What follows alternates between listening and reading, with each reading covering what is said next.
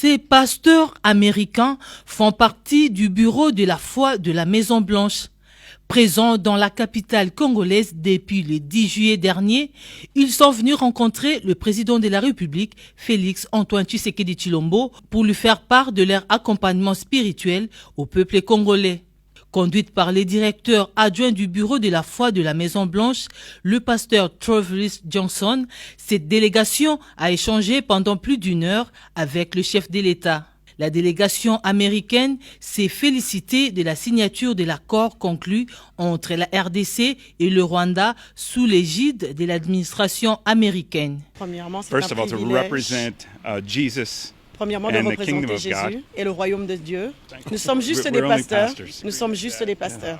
Nous sommes vraiment très heureux de voir cet accord de paix qui a été signé par président Trump entre le Rwanda et la RDC. Nous prions à côté du peuple congolais pour que la paix règne. Parfois, les gens disent que les chrétiens ne devraient pas s'impliquer dans la politique, mais j'aimerais leur rappeler que Jésus est le prince de la paix.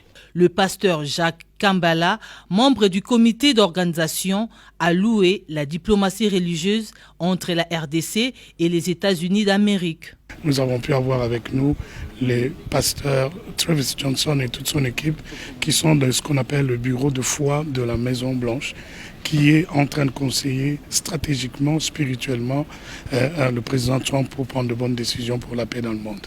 Et voilà, nous demandons à tous les Congolais de rester en prière, mais d'agir activement à l'avantage de la paix pour notre pays. Ne cédons pas à la distraction de certains hommes qui parlent mal des accords parce que les accords mettent en mal des stratégies démoniaques.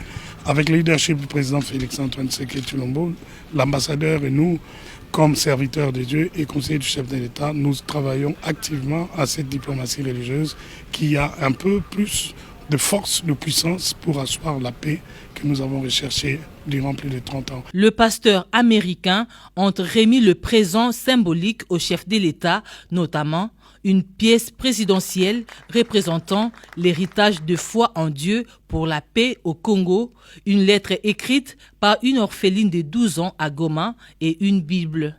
Après cette séance de travail, ces hommes de Dieu ont pris la direction du palais du peuple pour une prière.